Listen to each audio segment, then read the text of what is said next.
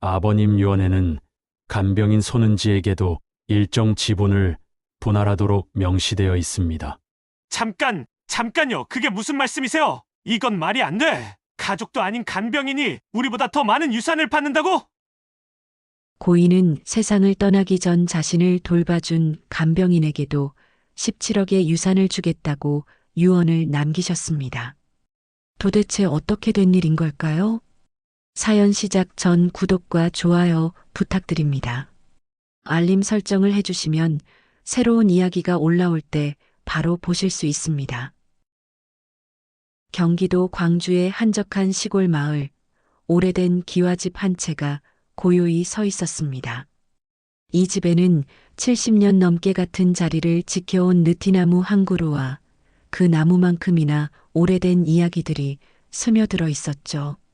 이만식은 새벽 5시 반, 평소와 같은 시간에 눈을 떴습니다. 아니, 정확히 말하면 잠들지 못했던 밤이 그렇게 끝난 것이었습니다. 83년의 세월이 만들어낸 주름진 얼굴에는 피로가 깊이 새겨져 있었고 한때 반듯했던 어깨는 이제 베개에 깊숙이 파묻혀 있었습니다. 아버지, 물 드릴까요?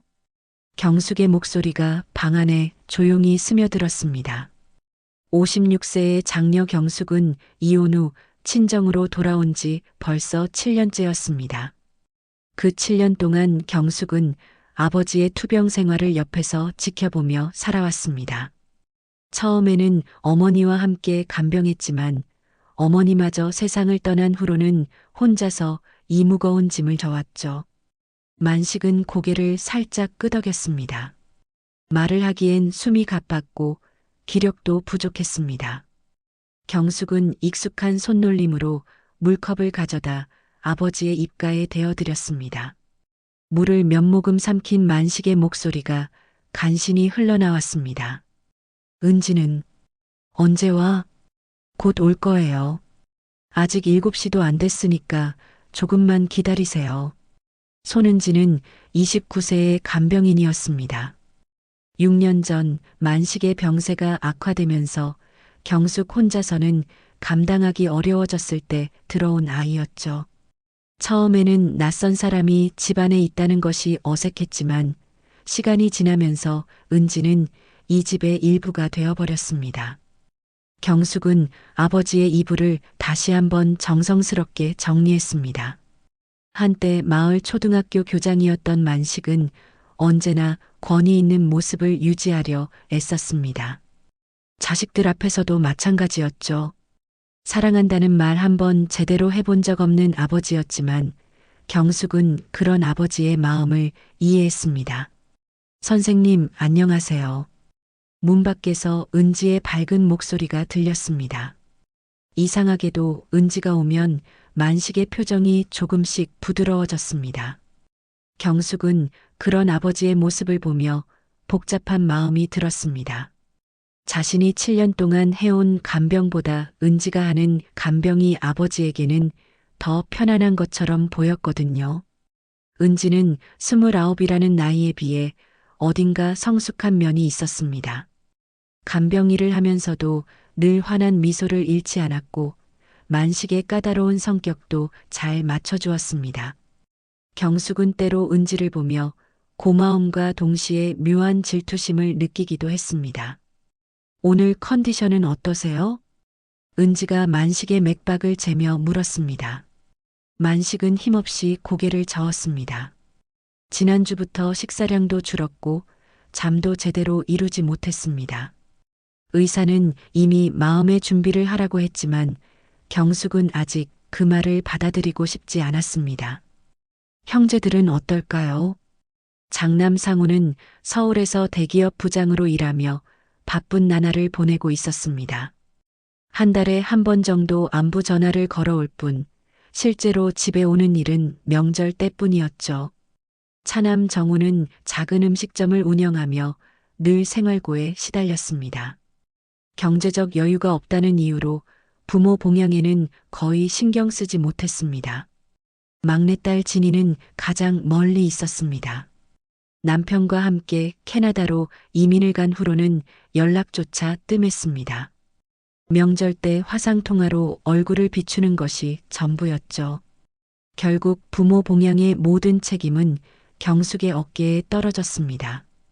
저녁이 되자 만식의 상태가 더욱 나빠졌습니다. 호흡이 가빠지고 의식도 흐릿해졌습니다. 경숙은 서둘러 형제들에게 연락했습니다. 상우와 정우는 밤늦게 도착했고 진이는 급하게 비행기표를 예약한다고 했습니다.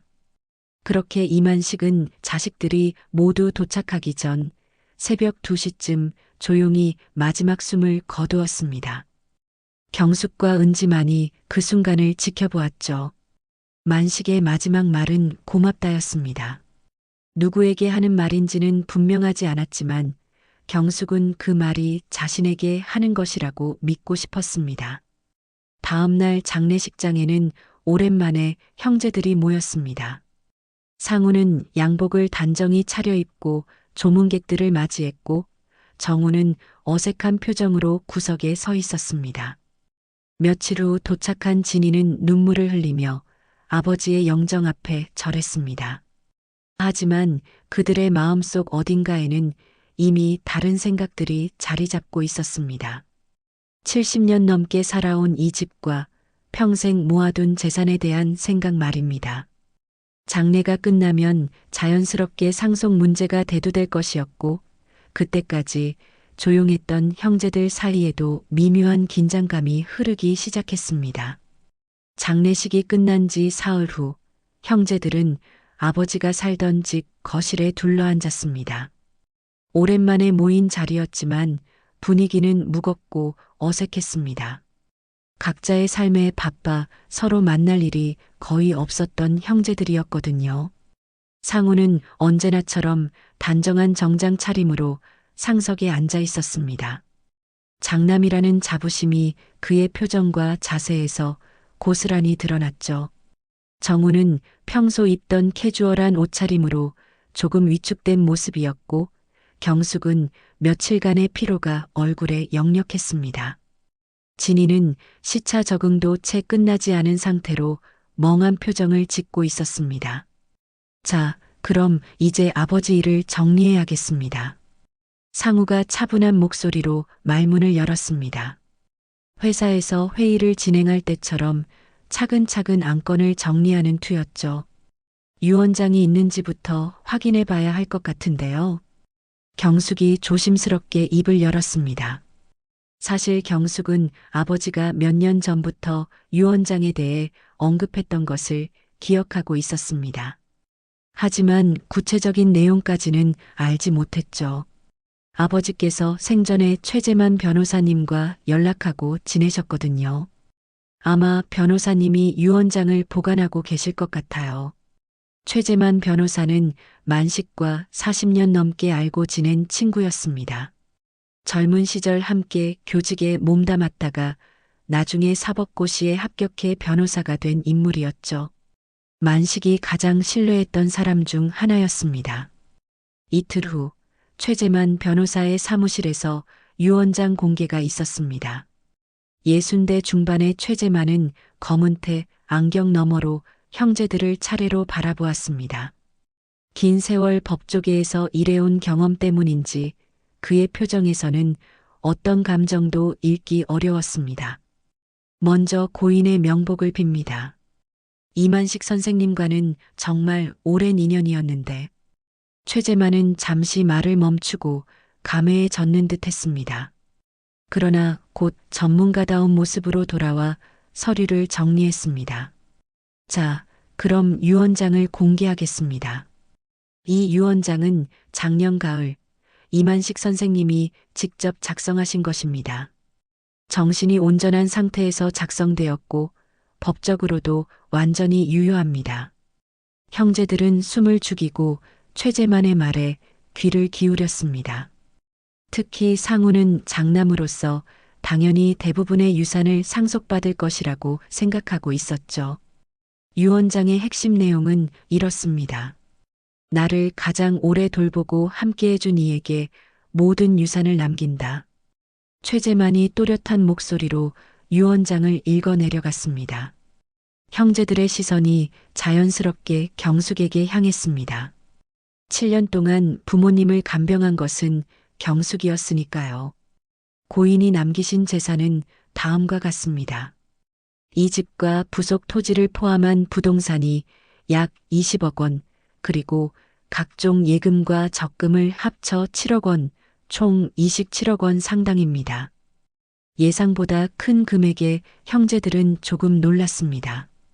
평생 교직에 몸담으며 검소하게 살았던 아버지가 이 정도의 재산을 모았다는 사실이 의외였거든요. 하지만 수십 년간 꾸준히 적금을 넣고 부동산 가격이 오르면서 자연스럽게 불어난 것이었죠. 상우는 속으로 계산을 시작했습니다. 장남으로서 절반 정도는 받을 수 있을 것이고 나머지를 형제들이 나눠 가질 것이라고 생각했습니다. 정우는 그 돈이면 음식점 사업을 확장할 수 있겠다는 생각에 마음이 설레었습니다. 진희 역시 캐나다에서의 생활이 한결 편해질 것이라고 기대했죠. 그런데 최재만이 다시 입을 열었습니다. 그런데 여기서 중요한 부분이 있습니다. 고인께서는 유언장에 특별한 조항을 추가하셨습니다. 분위기가 갑자기 긴장됐습니다. 최재만은 안경을 한 번 더 고쳐 쓰고 유언장을 다시 들여다보았습니다. 나를 가장 오래 돌보고 함께해준 이라는 표현에 대해 고인께서 구체적으로 명시하신 내용이 있습니다. 장녀 이경숙과 함께. 최재만이 잠시 말을 멈췄습니다. 형제들은 숨을 죽이고 다음 말을 기다렸습니다. 간병인 손은지에게도 일정 지분을 분할하도록 명시되어 있습니다. 순간 거실이 얼어붙었습니다. 상우의 얼굴이 굳어졌고 정우는 어리둥절한 표정을 지었습니다. 진희는 무슨 말인지 이해하지 못하겠다는 듯 고개를 갸웃거렸습니다. 잠깐요. 그게 무슨 말씀이세요? 상우가 다급하게 끼어들었습니다. 차분했던 목소리에 동요가 섞이기 시작했죠. 간병인이라는 게 우리 집에서 일하던 그 아가씨 말씀이세요? 그런데 왜 그 아이가 유산 분할 대상에 들어가나요? 최재만은 예상했던 반응이라는 듯 침착하게 대답했습니다. 고인께서는 유언장에서 이렇게 명시하셨습니다.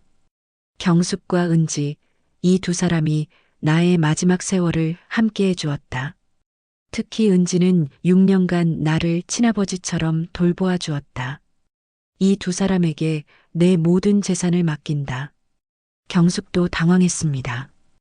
은지가 정말 헌신적으로 아버지를 돌본 것은 사실이지만 유산 상속 대상에 포함될 줄은 몰랐거든요.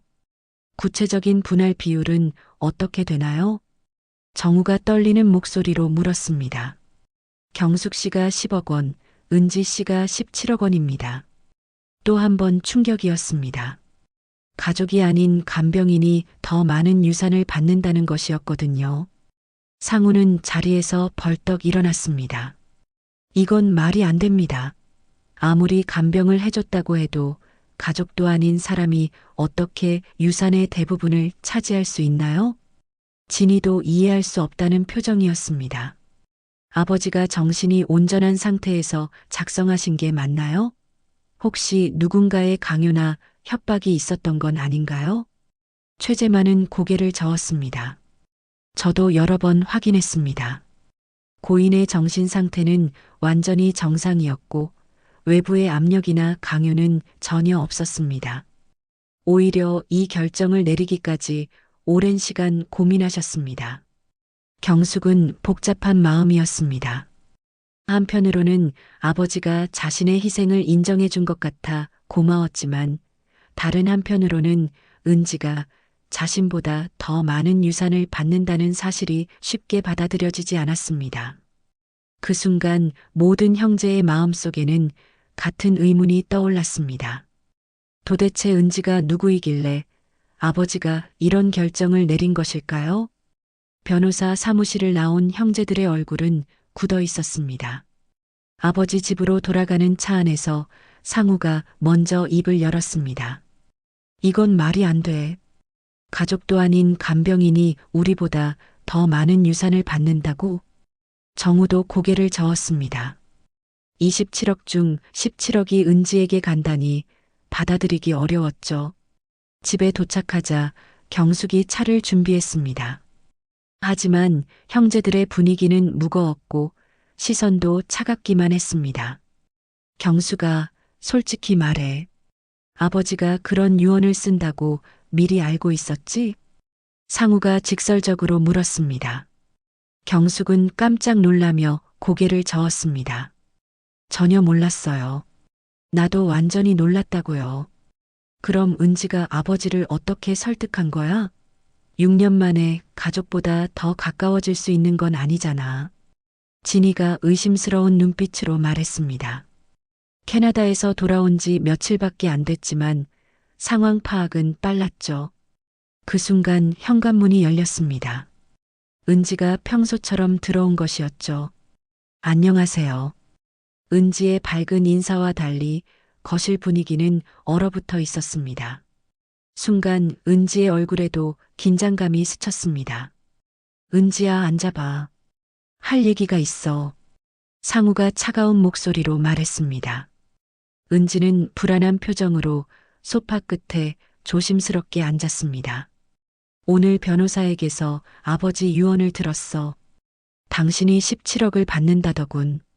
상우의 말에 은지의 얼굴이 하얗게 변했습니다. 그게 무슨, 미리 알고 있었나? 아니요. 저는 정말 아무것도 몰랐어요. 은지가 급하게 부인했지만 형제들의 시선은 더욱 의심스러워졌습니다. 그럼 어떻게 설명할 거야? 아버지가 갑자기 당신에게 그 많은 돈을 남기신 이유를 말이야. 정우가 평소와 다른 날카로운 목소리로 추궁했습니다. 은지는 말문이 막혔습니다. 눈물이 글썽거리기 시작했죠. 저는 그냥 선생님을 정성껏 돌봤을 뿐이에요. 다른 마음은 없었어요. 정성껏 돌봤다고 해서 가족보다 더 많은 유산을 받는 게 당연하다고 생각해? 진이가 냉정하게 물었습니다. 은지는 고개를 떨구며 눈물을 흘렸습니다. 경숙이 은지를 감쌌습니다. 다들 그만해요. 은지는 정말 순수한 마음으로. 순수한 마음? 상우가 비웃듯 말했습니다. 경수가, 내가 너무 순진한 거야. 세상에 공짜는 없어. 형, 너무 심한 거 아니야? 심해? 27억짜리 유산 앞에서 심하다고? 우리는 피 한 방울 섞인 가족이고 저 아이는 돈 받고 일한 간병인이야. 상우의 목소리가 점점 높아졌습니다. 은지는 더 이상 견디지 못하고 일어났습니다. 죄송해요. 제가 나쁜 사람인 것 같네요. 은지가 울면서 밖으로 뛰쳐나갔습니다. 경숙이 뒤따라 나가려 했지만 상우가 막았습니다. 나도 진짜 결백하다면 당당해야지. 왜 도망가? 며칠 후 형제들은 다시 모였습니다. 이번에는 경숙 없이 셋만의 만남이었죠. 형, 나는 이 상황이 이상해. 아버지가 정신이 온전했다면 이런 유언을 쓰실 리가 없어. 정우가 확신에 찬 목소리로 말했습니다. 나도 그렇게 생각해. 분명 뭔가 숨겨진 게 있을 거야. 진이도 동의했습니다. 그럼 우리가 직접 조사해보자. 아버지 방에서 뭔가 단서를 찾을 수 있을 거야. 상우의 제안이었습니다. 세 사람은 그날 밤 만식의 방을 뒤지기 시작했습니다. 옷장, 서랍, 책장, 구석구석 찾아봤지만 특별한 것은 없었습니다. 그런데 오래된 장롱 뒤편에서 정우가 뭔가를 발견했습니다. 형, 이거 봐. 통장이 하나 더 있었나 봐. 빈 통장 케이스였습니다. 안에는 아무것도 없었지만 최근까지 사용된 흔적이 있었죠. 이상하네. 변호사가 말한 예금 외에도 다른 통장이 있었다는 얘기잖아. 상우가 케이스를 자세히 살펴봤습니다. 은행 이름도 지워져 있어서 어느 은행 것인지 알 수 없었습니다. 그리고 이것도 봐. 의료 기록 일부가 없어. 진이가 정리된 서류들을 뒤지다가 발견한 사실이었습니다. 만식의 병원 진료 기록 중 최근 몇 달치가 빠져 있었던 것이죠. 누군가 의도적으로 가져간 것 같은데 세 사람은 서로를 바라봤습니다. 같은 생각이 머릿속에 떠오르고 있었거든요. 혹시 경숙이나 은지가 뭔가 숨기고 있는 건 아닐까? 상우의 말에 다른 두 사람도 고개를 끄덕였습니다. 의심은 확신으로 바뀌어가고 있었습니다. 그 순간 상우의 휴대폰에 문자가 왔습니다. 경숙에게서였죠. 은지가 갑자기 짐을 싸서 떠났어요. 연락도 안 받고 어디 간지 모르겠어요. 형제들은 서로를 바라봤습니다. 은지의 갑작스러운 실종은 그들의 의심을 더욱 확실하게 만들었습니다. 봐, 역시 뭔가 숨길 게 있으니까 도망간 거야. 정우가 단정적으로 말했습니다. 이제 확실해졌어. 우리가 당한 거야. 상우의 눈빛이 차가워졌습니다. 가족을 믿었던 자신이 바보였다는 생각이 들었거든요. 은지가 사라진 지 사흘째 되는 날, 상우가 혼자 경숙을 찾아왔습니다. 평소 회사 일로 바빠서 좀처럼 집에 오지 않던 상우였는데 이번에는 달랐습니다. 양복 차림에 서류 가방까지 들고 온 모습이 마치 업무를 보러 온 것 같았죠. 경수가 우리 둘이서 조용히 얘기 좀 하자. 상우의 목소리는 차분했지만 그 안에는 위압감이 숨어 있었습니다. 경숙은 불안한 마음으로 상우를 거실로 안내했습니다. 형, 무슨 일이에요? 앉아. 중요한 얘기가 있어. 상우가 소파에 앉으며 서류 가방을 테이블 위에 올려놓았습니다.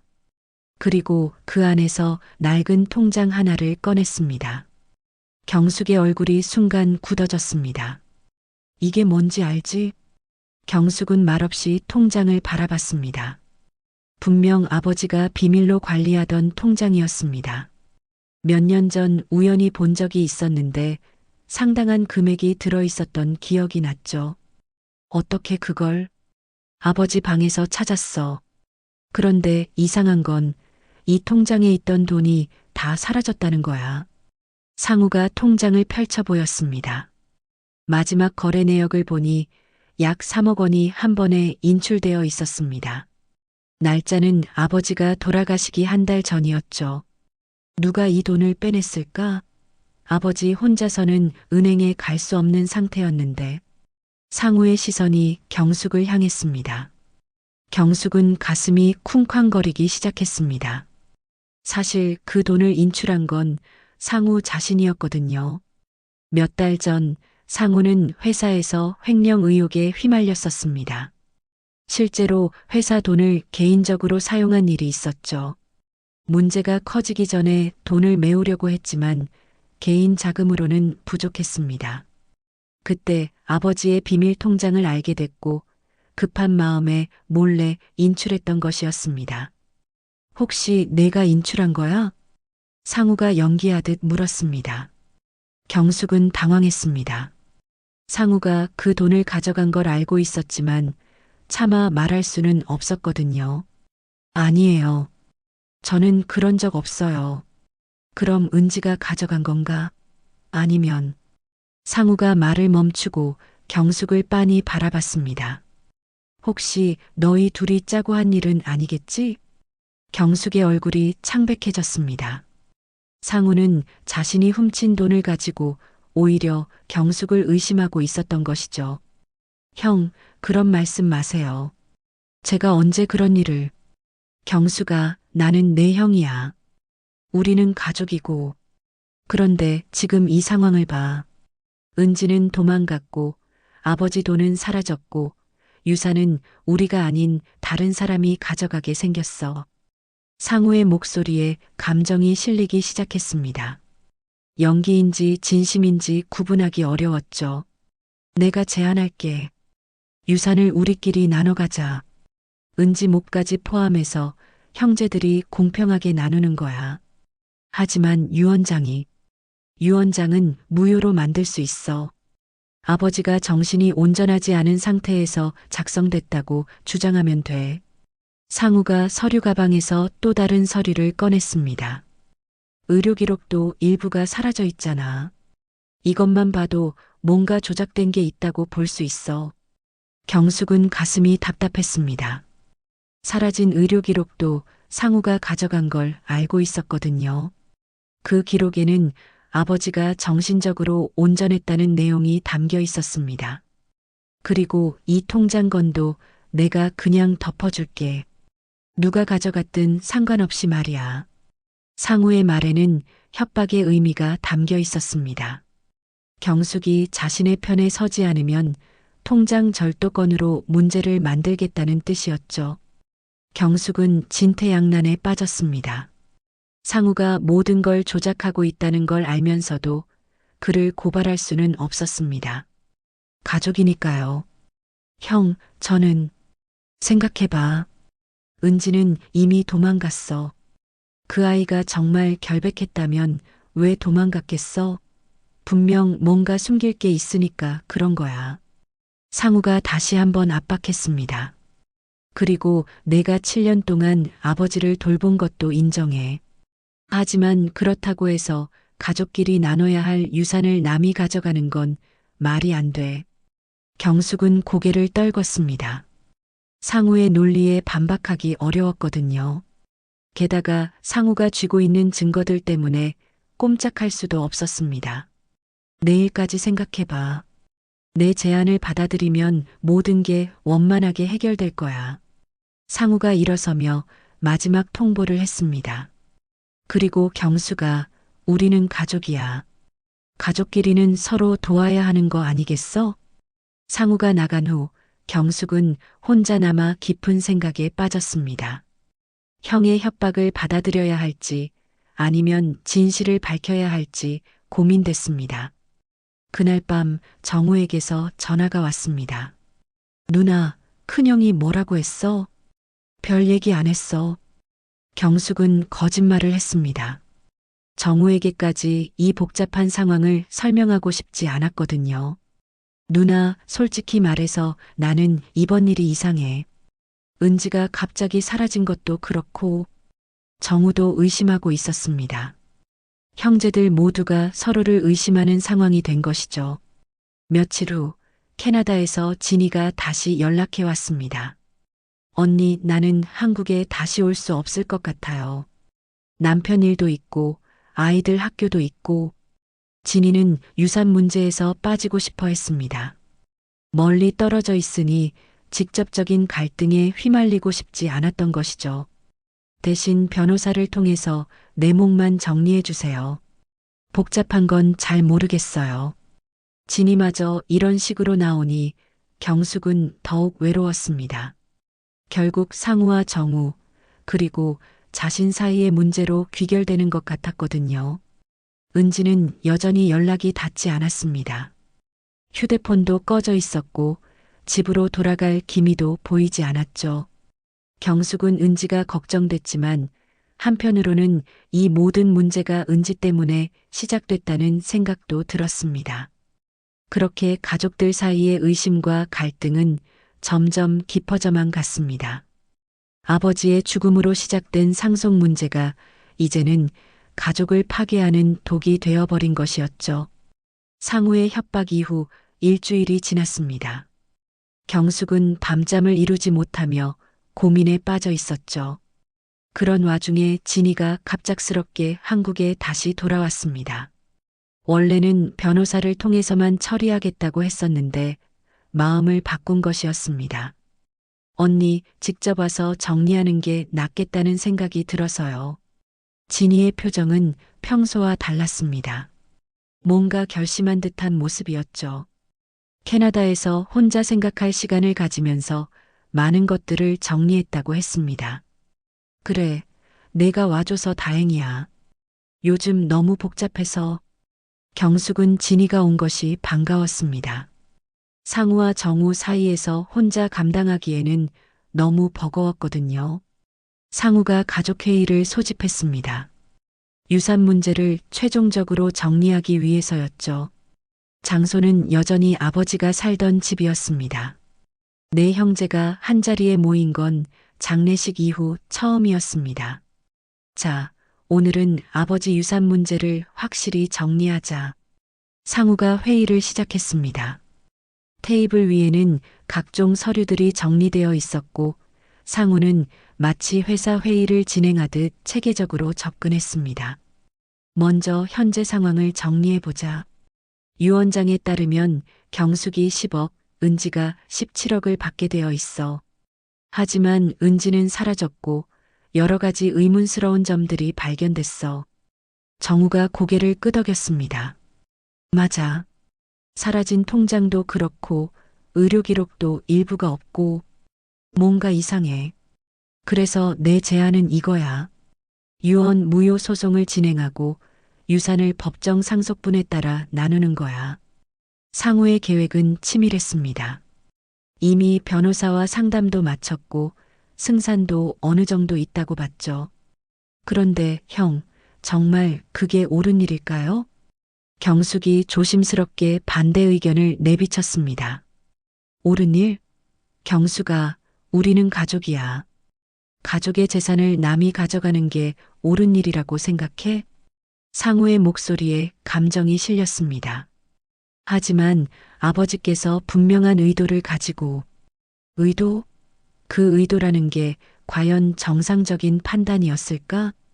정우도 상우의 편에서 경숙을 압박했습니다. 진이는 지금까지 말없이 듣고만 있었습니다. 캐나다에서 돌아온 지 얼마 안 돼서 상황 파악을 하고 있는 것 같았죠. 하지만 그의 표정에는 뭔가 아는 게 있다는 듯한 기색이 역력했습니다. 진이야, 너는 어떻게 생각해? 상우가 진이에게 의견을 물었습니다. 진이는 잠시 망설이더니 천천히 입을 열었습니다. 오빠들, 제가 말씀드려야 할 게 있어요. 진이의 목소리가 떨렸습니다. 무언가 중대한 말을 하려는 것 같았죠. 뭔데? 사실, 저는 예전부터 이상하다고 생각했던 일이 있어요. 진이가 심호흡을 하며 말을 이었습니다. 은지가 아버지를 부를 때 가끔 선생님이 아니라 다른 호칭을 쓰는 걸 들은 적이 있거든요. 다른 호칭? 경숙이 의아해했습니다. 하지만 순간 뭔가 기억이 스치고 지나갔습니다. 한 번은 제가 늦은 밤에 화장실에 가려고 복도를 지나가는데 아버지 방에서 은지 목소리가 들렸어요. 그런데 진이가 말을 멈췄습니다. 형제들은 숨을 죽이고 다음 말을 기다렸습니다. 그런데 은지가 아버지라고 부르는 걸 들었어요. 순간 거실이 조용해졌습니다. 형제들은 진이의 말을 이해하려고 애썼죠. 뭔 소리야? 간병인이 환자를 아버지라고 부른다고? 정우가 어리둥절해했습니다. 처음에는 저도 잘못 들은 줄 알았어요. 하지만 몇 번 더 들었거든요. 그리고 진이가 다시 심호흡을 했습니다. 사실 아버지와 은지 둘은 부녀 사이예요. 폭탄 선언이었습니다. 거실에 있던 모든 사람이 얼어붙었죠. 상우는 입을 벌린 채 진이를 바라봤고 정우는 고개를 좌우로 저었습니다. 경숙은 얼굴이 새하얗게 변했습니다. 진이야, 너 지금 무슨 소리를 하는 거야? 상우가 떨리는 목소리로 물었습니다. 저도 처음에는 믿을 수 없었어요. 하지만 캐나다에서 곰곰 생각해 보니까 모든 게 맞아떨어져요. 진이의 목소리는 확신에 차 있었습니다. 은지가 처음 우리 집에 온 게 6년 전이죠? 그때 은지 나이가 23이었어요. 만약 아버지의 숨겨진 딸이라면 경숙의 머릿속이 복잡해졌습니다. 그동안 이상하다고 생각했던 것들이 하나씩 떠올랐거든요. 은지가 아버지를 대하는 태도, 아버지가 은지에게만 보여주던 특별한 애정. 그래서 아버지가 은지에게 더 많은 유산을 남긴 거예요. 자신의 딸이니까. 진이의 설명이 계속됐습니다. 생각해 보세요. 아버지가 젊은 시절에 실수가 있었을 수도 있잖아요. 그리고 그 아이를 키우지 못하고 보내야 했던 상황이었을 수도 있고, 정우가 머리를 감쌌습니다. 그럼 우리가 그동안 간병인이라고 생각했던 은지가 사실은 우리 이복 동생이에요. 진이가 단언했습니다. 경숙은 주저앉을 것 같았습니다. 7년 동안 함께 지내면서 전혀 눈치채지 못했다는 사실이 충격적이었거든요. 그리고 동시에 많은 것들이 설명됐습니다. 왜 아버지가 은지만 오면 표정이 부드러워졌는지, 왜 은지가 다른 간병인들과 달리 특별한 애정을 보였는지, 왜 유언장에서 은지에게 더 많은 유산을 남겼는지. 그럼 은지도 이 사실을 알고 있었다는 얘기잖아. 상우가 분노에 찬 목소리로 말했습니다. 당연하죠. 그러니까 간병인 일을 핑계로 우리 집에 들어온 거예요. 처음부터 유산이 목적이었던 거죠. 진이의 말에 형제들의 분노가 치솟았습니다. 자신들이 완전히 속았다는 생각이 들었거든요. 이제 모든 게 명확해졌어. 우리는 당한 거야. 상우가 주먹을 불끈 쥐었습니다. 그럼 은지가 도망간 이유도 자신의 정체가 들킬까 봐서겠죠. 경숙은 혼란스러웠습니다. 정말 은지가 아버지의 딸이라면 그동안 자신이 느꼈던 모든 감정들은 무엇이었을까요? 그리고 아버지는 왜 이 사실을 숨겼을까요? 밤은 깊어갔지만 가족회의는 끝날 기미를 보이지 않았습니다. 충격적인 진실 앞에서 모든 것이 다시 시작되어야 했거든요. 진이의 폭로 이후 사흘이 지났습니다. 형제들은 각자 집으로 돌아갔지만 충격은 여전히 가시지 않았습니다. 경숙은 혼자 남은 집에서 지난 7년을 되돌아보며 괴로워했죠. 정말 은지가 아버지의 딸이었다면 자신은 완전히 속은 것이었습니다. 그날 오후 경숙이 아버지 방을 정리하고 있을 때였습니다. 현관문이 조용히 열리는 소리가 들렸습니다. 경숙은 깜짝 놀라 방에서 나왔습니다. 누구세요? 복도 끝에서 익숙한 실루엣이 나타났습니다. 은지였습니다. 일주일 넘게 연락이 끊어졌던 은지가 돌아온 것이었죠. 하지만 예전과는 완전히 다른 모습이었습니다. 야윈 얼굴에 깊은 그림자가 드리워져 있었고 평소의 밝은 미소는 찾아볼 수 없었습니다. 경숙 선생님, 은지의 목소리는 힘이 없었습니다. 며칠간 제대로 먹지도 자지도 못한 것 같았죠. 은지야, 어디 있었어? 연락도 없이 사라져서 얼마나 걱정했는데. 경숙의 마음은 복잡했습니다. 반가운 마음과 동시에 진이가 한 말들이 머릿속을 맴돌았거든요. 은지는 경숙의 얼굴을 보더니 고개를 떨궜습니다. 죄송해요. 정말 죄송해요. 뭐가 죄송하다는 거야? 우선 앉아. 많이 힘들어 보이는구나. 경숙이 은지를 거실로 안내했습니다. 은지는 소파 끝에 조심스럽게 앉았지만 여전히 고개를 들지 못했습니다. 선생님께서 돌아가신 후에 저는 너무 혼란스러웠어요. 그래서 잠시 정리할 시간이 필요했거든요. 은지가 작은 목소리로 말했습니다. 은지야, 나도 너에게 물어볼 게 있어. 솔직하게 대답해 줄 수 있을까? 경숙의 표정이 진지해졌습니다.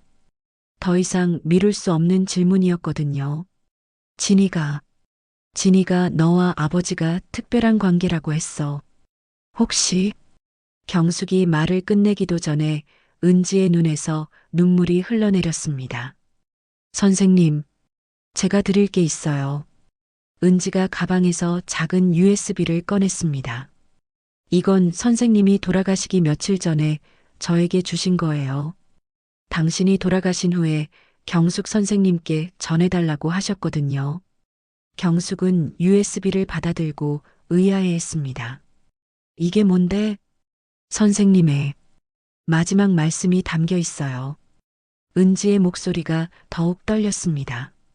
경숙은 서둘러 노트북을 켜고 USB를 연결했습니다. 화면에 아버지의 모습이 나타났습니다. 병상에 누워있는 모습이었지만 눈빛만은 또렷했습니다. 경수가 이 영상을 보고 있다면 내가 이미 세상을 떠났다는 뜻이겠구나. 아버지의 목소리가 들려왔습니다. 경숙의 가슴이 뛰기 시작했습니다. 내가 이 영상을 남기는 이유는 너에게 진실을 말하기 위해서다. 은지에 관한 진실을. 경숙과 은지는 숨을 죽이고 화면을 바라봤습니다. 은지는 내 딸이다. 만식의 고백이 화면을 통해 흘러나왔습니다. 경숙은 진이의 추측이 맞았다는 사실에 다시 한번 충격을 받았습니다.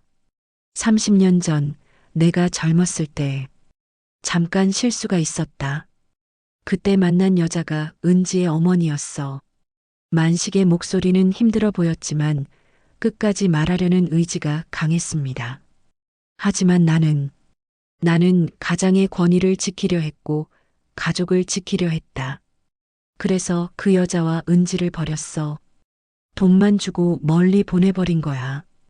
경숙의 눈에서 눈물이 흘러내렸습니다. 아버지의 과거를 전혀 몰랐던 것이었죠. 그 후로 30년 동안 나는 그 죄책감에 시달렸다. 내가 버린 딸이 어떻게 살고 있는지, 행복한지, 건강한지 하루도 편할 날이 없었어. 만식의 얼굴에 후회가 역력했습니다. 그런데 몇 년 전 은지가 간병인으로 우리 집에 온 거야. 처음에는 그냥 우연의 일치라고 생각했지. 하지만 시간이 지나면서 은지의 눈빛에서 내 모습을 보게 됐어. 경숙은 그동안 이상하다고 생각했던 것들이 모두 설명되는 느낌이었습니다. 은지는 처음에 자신의 정체를 숨겼어. 그냥 간병 일만 하려고 했던 거야. 하지만 나는 그 아이가 내 딸이라는 걸 직감적으로 알 수 있었다. 화면 속 만식이 잠시 말을 멈췄습니다. 호흡이 가빠 보였죠. 나는 은지에게 진실을 털어놓았어. 그리고 용서를 구했다. 30년 동안 아버지 역할을 하지 못한 것에 대해서 말이야. 은지가 더욱 울음을 터뜨렸습니다. 경숙은 은지의 어깨를 감싸며 함께 영상을 계속 봤습니다. 은지는 처음에는 나를 원망했어. 당연한 일이지. 하지만 시간이 지나면서 용서해줬다. 그리고 진짜 딸처럼 나를 돌봐줬어. 만식의 목소리에 감사함이 묻어났습니다. 경수가 너도 7년 동안 나를 돌봐줘서 고마웠다. 하지만 은지는 내가 평생 빚지고 살았던 아이야. 내가 버린 딸이고 내가 책임져야 할 존재야. 경숙은 아버지의 마음을 이해하기 시작했습니다. 그래서 유산을 은지에게 더 많이 남긴 거다. 내가 30년 동안 주지 못했던 아버지의 사랑을 돈으로라도 표현하고 싶었어. 영상이 거의 끝나가고 있었습니다. 경수가 은지를 미워하지 마라. 그 아이는 아무 잘못이 없어. 모든 건 내 잘못이야. 그리고 은지야, 이 영상을 보고 있다면 알아둬라.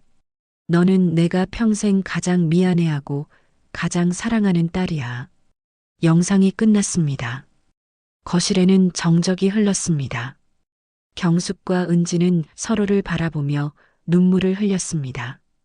경숙 선생님, 저는 정말 괜찮아, 은지야. 이제 모든 걸 이해했어. 경숙이 은지를 끌어안았습니다. 그동안의 오해와 의심이 모두 사라지는 순간이었습니다. 그런데 은지야, 너는 언제부터 알고 있었어? 선생님이 직접 말씀해 주신 건 1년 전이에요. 하지만 저도 어렴풋이 느끼고 있었거든요. 은지가 눈물을 닦으며 말했습니다. 어머니가 돌아가시기 전에 제게 말씀해 주셨어요. 제 아버지가 누구인지. 경숙은 은지의 손을 꼭 잡았습니다.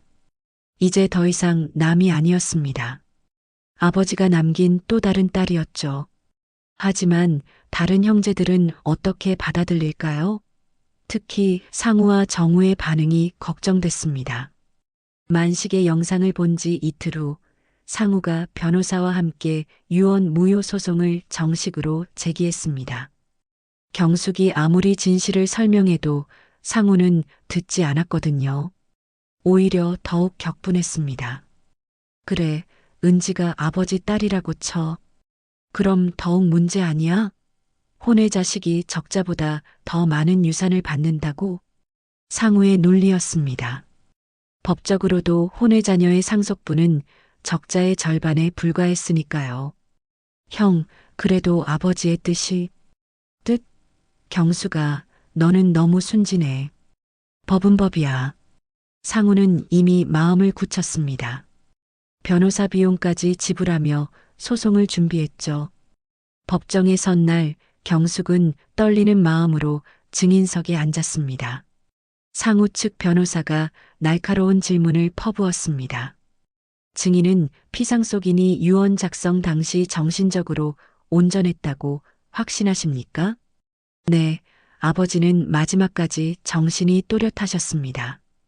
경숙의 대답이었습니다. 그런데 왜 혼의 자녀에게 더 많은 유산을 남겼다고 생각하십니까? 상식적으로 이해가 되십니까? 날카로운 질문이었습니다. 경숙은 잠시 말을 멈췄습니다.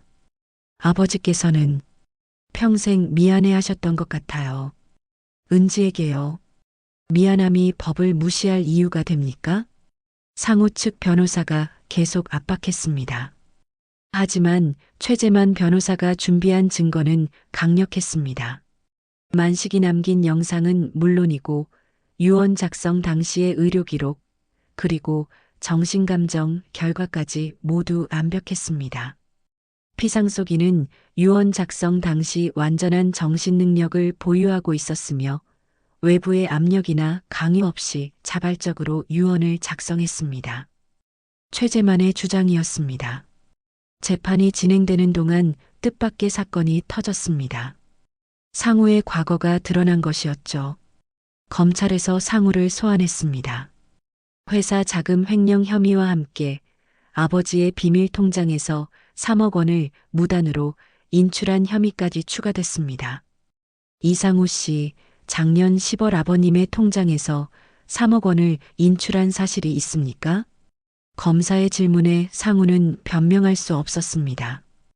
은행 기록이 모두 남아 있었거든요. 그것은 급한 일이 있어서 잠시 빌린 것이었습니다. 빌렸다면 허락을 받으셨습니까? 아니면 반환하셨습니까? 상우는 대답하지 못했습니다. 더 충격적인 사실은 따로 있었습니다. 상우가 아버지의 의료 기록까지 임의로 가져갔다는 것이 밝혀진 것이죠. 그 기록에는 만식이 유언 작성 당시 정신적으로 완전히 온전했다는 내용이 담겨 있었습니다. 경숙은 상우의 이런 모습을 보며 실망했습니다. 형이 이렇게까지 할 줄은 몰랐거든요. 형, 왜 그렇게까지 하셨어요? 면회실에서 경숙이 물었습니다. 상우는 초라한 모습으로 앉아 있었습니다. 경숙아, 나도 살기 힘들었어. 회사에서 문제가 생겼는데 집에서도 돈이 필요했고, 상우의 변명이었습니다. 하지만 경숙에게는 더 이상 설득력이 없었습니다. 그렇다고 아버지 돈을 훔치고 증거까지 조작하실 일은 아니었잖아요. 상우는 고개를 떨궜습니다. 장남이라는 자부심과 가장으로서의 체면 때문에 저지른 일들이었지만 결국 모든 걸 잃게 된 것이었죠. 법원은 결국 유언장이 완전히 유효하다고 판결했습니다. 상우의 소송은 기각됐고 오히려 상우는 횡령과 절도 혐의로 실형을 선고받았습니다. 정우는 형의 몰락을 보며 충격에 빠졌습니다. 누나, 나는 이 일에서 빠지고 싶어요. 정우가 경숙을 찾아와 말했습니다. 큰형이 저런 일까지 저질렀는데 나까지 욕심 부릴 수는 없어요. 정우는 조용히 상속을 포기했습니다. 더 이상 가족 간의 갈등에 휘말리고 싶지 않았거든요. 진이는 캐나다로 돌아갔습니다. 마지막에 경숙에게 말했죠. 언니, 저는 처음부터 유산에 큰 관심이 없었어요. 그냥 가족이 화목했으면 좋겠다고 생각했는데, 진이도 상우의 행동에 실망했습니다. 결국 남은 것은 경숙과 은지뿐이었습니다. 법원 판결에 따르면 경숙이 10억, 은지가 17억을 받게 되어 있었죠. 하지만 경숙은 놀라운 결정을 내렸습니다. 은지야, 나는 유산을 포기할래. 선생님, 그게 무슨... 아니야. 정확히는 내 목까지 너에게 주고 싶어. 경숙의 결심은 확고했습니다. 아버지께서 평생 미안해하셨던 마음을 내가 이해했어. 그리고 너는 정말 아버지를 사랑했구나. 경숙이 은지의 손을 잡았습니다. 나는 7년 동안 의무감으로 간병했지만 너는 진짜 사랑으로 아버지를 돌봤어. 그 차이를 이제야 알겠어. 은지는 눈물을 흘리며 고개를 저었습니다. 안 돼요. 선생님도 똑같이 힘드셨는데. 은지야, 내 결정이야. 그리고 경숙이 미소를 지었습니다. 나는 이제 새로운 삶을 시작하고 싶어. 이 집을 떠나서 내가 정말 하고 싶었던 일을 해보려고. 경숙의 결심에 은지는 더 이상 반대할 수 없었습니다.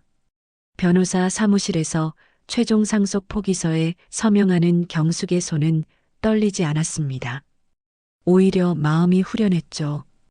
경숙 씨, 정말 후회하지 않으시겠습니까? 최재만이 마지막으로 확인했습니다. 네, 전혀 후회하지 않아요. 경숙의 대답은 확신에 차 있었습니다. 이렇게 27억의 유산은 모두 은지에게 돌아갔습니다. 하지만 정작 은지는 기뻐하지 못했습니다. 가족들이 모두 뿔뿔이 흩어졌기 때문이었죠.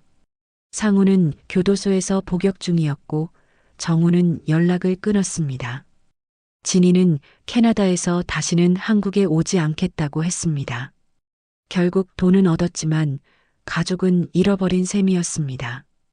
은지는 그 아이러니를 누구보다 잘 알고 있었습니다.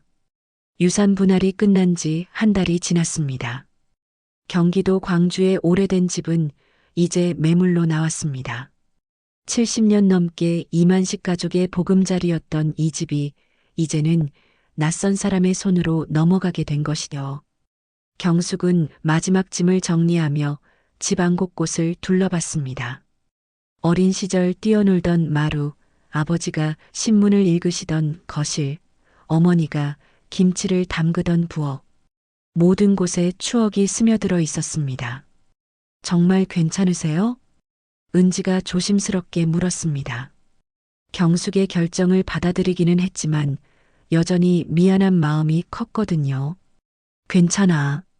이제 새로운 시작이야. 경숙의 목소리는 의외로 밝았습니다. 오히려 후련한 기분이었죠. 오랫동안 짊어졌던 무거운 짐을 내려놓은 것 같았거든요. 은지는 집을 팔지 말고 자신이 살겠다고 했었지만 경숙이 강력히 말렸습니다. 은지야, 이 집에는 너무 많은 아픔이 스며들어 있어. 새로운 곳에서 새로운 시작을 하는 게 좋겠어. 경숙의 조언이었습니다. 정말로 은지를 위한 마음이었죠. 집 정리를 하던 중 경숙은 아버지의 오래된 일기장을 발견했습니다. 호기심에 펼쳐본 일기에는 놀라운 내용이 적혀 있었습니다. 오늘 은지가 처음 우리 집에 왔다. 그 아이를 보는 순간 가슴이 뛰었다. 혹시나 했는데 정말 내 딸이 맞는 것 같다. 어떻게 말을 꺼내야 할까? 30년 동안 아버지 역할을 못했는데 경숙은 일기를 읽으며 아버지의 마음을 이해했습니다. 평생 권위적이었던 아버지도 사실은 많은 고민을 하고 계셨던 것이죠. 경숙이가 참 고생이 많다. 이혼하고 친정에 와서 부모 간병까지 미안한 마음뿐이다. 하지만 은지에게는 더 큰 빚이 있다. 내가 버린 딸, 어떻게 용서를 구해야 할까? 경숙의 눈에서 눈물이 흘렀습니다. 아버지도 나름대로 고민이 많으셨구나 싶었거든요. 은지야, 이거 봐. 경숙이 일기장을 은지에게 보여줬습니다. 은지도 아버지의 글을 읽으며 울었습니다. 선생님이 저에 대해 이렇게 생각하고 계셨구나. 응, 아버지도 사람이었어. 완벽하지 않았지만 나름대로 사랑하는 방법을 찾으려고 하셨던 것 같아. 이틀 후 집이 팔렸습니다. 서울에서 온 젊은 부부가 새 주인이 됐죠. 이 집에서 새로운 가족의 이야기가 시작될 것이었습니다. 경숙은 이사할 준비를 마쳤습니다. 새로 구한 곳은 인근 도시의 작은 원룸이었습니다. 혼자 살기에는 충분했죠. 경숙 선생님, 정말 요양보호사 일을 하실 거예요? 은지가 걱정스럽게 물었습니다. 56의 나이에 새로운 직업을 시작한다는 것이 쉽지 않을 텐데요. 응, 아버지를 간병하면서 많은 걸 배웠어. 그 경험을 다른 분들을 위해 써보고 싶어. 경숙의 결심은 확고했습니다. 실제로 이미 요양보호사 자격증도 취득했고 일자리도 구해놨습니다. 그리고 너는? 복지사 공부는 어때? 경숙이 은지에게 물었습니다. 은지는 유산을 받은 후 사회복지사가 되기로 결심했거든요. 열심히 하고 있어요. 제가 받은 사랑을 다른 사람들에게도 나눠주고 싶거든요. 은지의 목표였습니다. 아버지에게 받은 사랑, 경숙에게 받은 따뜻함을 사회에 환원하고 싶었던 것이죠. 이사하는 날, 경숙과 은지는 마지막으로 집 앞에 서서 이별 인사를 했습니다. 이집아, 오랫동안 고마웠어. 경숙이 집을 바라보며 속삭였습니다. 70년의 세월이 흐른 이 집은 이제 다른 가족의 품으로 떠날 것이었습니다. 선생님, 은지가 경숙의 손을 잡았습니다. 제가 정말 감사해요. 선생님이 아니었다면 저는 혼자였을 거예요. 무슨 소리야? 우리는 이제 가족이잖아. 경숙이 미소를 지었습니다. 피는 섞이지 않았지만 진짜 가족보다 더 가까운 사이가 된 것 같았거든요. 앞으로도 자주 만나자. 서로 의지하면서 살아가는 거야. 네, 선생님. 은지도 환하게 웃었습니다. 몇 달 후 경숙은 요양원에서 일하고 있었습니다. 새로운 환경이었지만 적응이 빨랐습니다. 아버지를 간병했던 경험이 큰 도움이 됐거든요. 경숙 선생님, 오늘도 수고하셨어요. 동료 간병사가 인사했습니다. 경숙은 성실하고 따뜻한 성격으로 금세 사람들의 인정을 받았습니다. 퇴근길에 경숙의 휴대폰에 문자가 왔습니다. 은지에게서였죠. 선생님, 오늘 복지사 시험 합격 발표 났어요. 붙었어요. 경숙은 기뻐하며 바로 전화를 걸었습니다. 은지야, 축하해. 정말 대단하구나. 선생님 덕분이에요. 선생님이 격려해주지 않았다면 포기했을 거예요. 전화 너머로 은지의 기쁜 목소리가 들렸습니다. 이제 진짜 새로운 시작이네. 우리 둘 다. 네, 선생님. 이번 주말에 만나서 축하 겸 식사해요. 그래, 좋은 생각이야. 전화를 끄는 경숙은 하늘을 올려다봤습니다.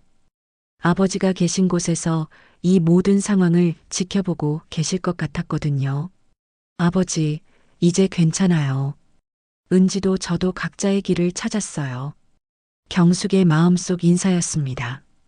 한편 은지는 아버지의 묘소를 찾았습니다. 합격 소식을 가장 먼저 알려드리고 싶었거든요. 아버지, 저 사회복지사 됐어요. 이제 정말 많은 사람들을 도울 수 있을 것 같아요. 묘비 앞에서 은지가 말했습니다.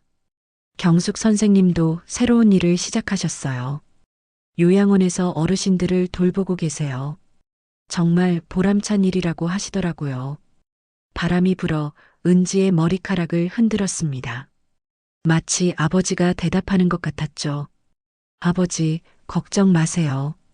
저희는 이제 괜찮아요. 서로 의지하면서 잘 살아갈 거예요. 그렇게 이만식의 죽음으로 시작됐던 모든 이야기가 마무리됐습니다. 가족들은 뿔뿔이 흩어졌지만 경숙과 은지는 새로운 형태의 가족이 됐습니다. 혈연이 전부가 아니라는 것을 깨달은 것이죠. 오래된 집은 새로운 주인을 만났고 두 여인은 각자의 새로운 인생을 시작했습니다. 돈보다 소중한 것이 무엇인지를 깨달으면서 말이에요. 이제 이 집은 정말 아무의 것도 아니었습니다. 하지만 그 안에 담겨 있던 사랑과 아픔, 그리고 용서는 영원히 남아있을 것입니다.